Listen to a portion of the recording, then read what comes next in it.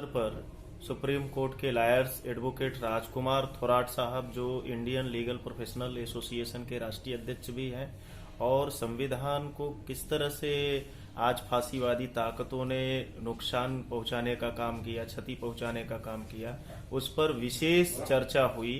और संविधान के महत्व और इम्पोर्टेंट को क्यों जानना जरूरी है, इन मुद्दों को लेकर उन्होंने बहुत ही महत्वपूर्ण बातें कही।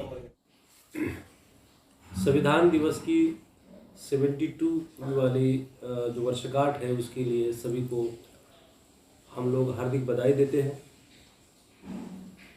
और आज संविधान निर्माण होकर 72 साल पूरे हो गए हैं और 72 साल में संवैधानिक मूलभूत हक अधिकारों की बात लोगों के सामने रखना बहुत ज़रूरी है।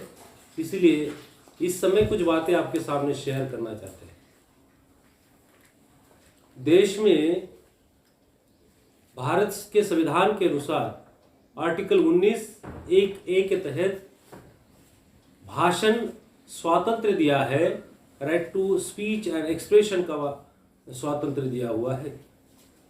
लेकिन आज के तारीख में देखा जाए तो पुलिस प्रशासन के द्वारा या पुलिसिया शासन के द्वारा या शासन करती जमातों के द्वारा भाषण के स्वातंत्र्य के ऊपर कई बार रोक लगाई गई है।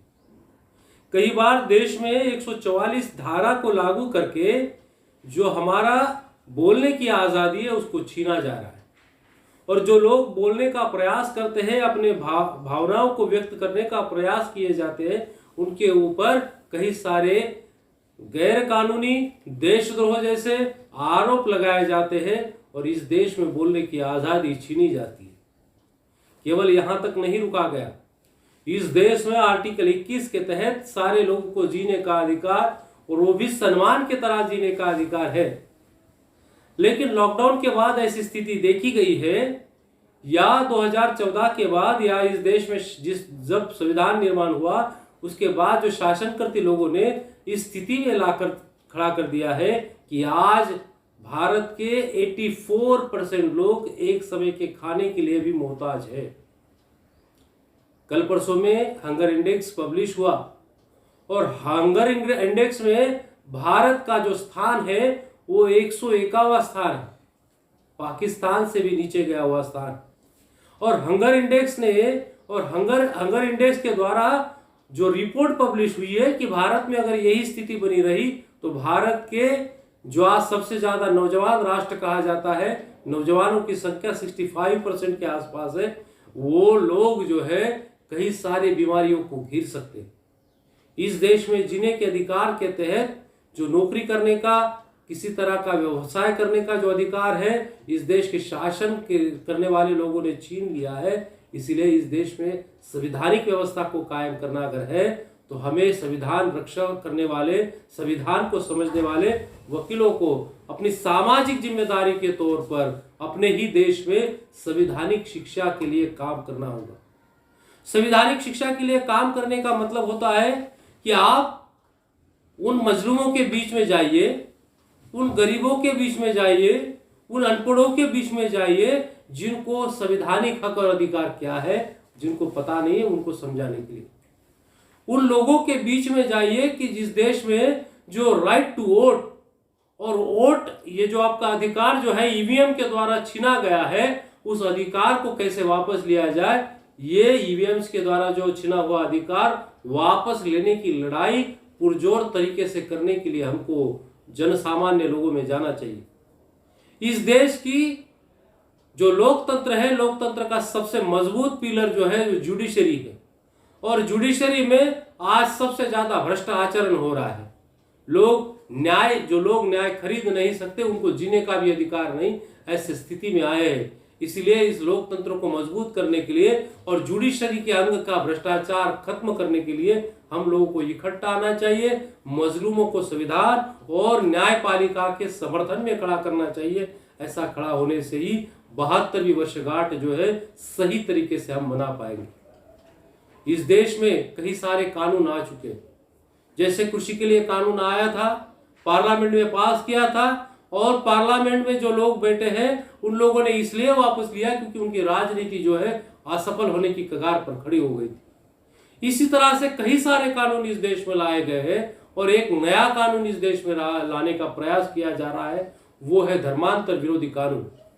इस कानून के तहत जो हमें आर्टिकल 25 से लेकर 29 में हमें जब हम प्रौढ़ होते हैं तो किस धर्म का आचरण करना चाहिए, किस धर्म को फॉलो करना चाहिए, यह अधिकार दिया जाता है। उसी अधिकार को छीनने के लिए इस देश में धर्मांतर विरोधी कानून लाने का प्रयास इस देश के फांसीवादी ताकतों ने पुरजोर तरीके से शुरू कर दिया है।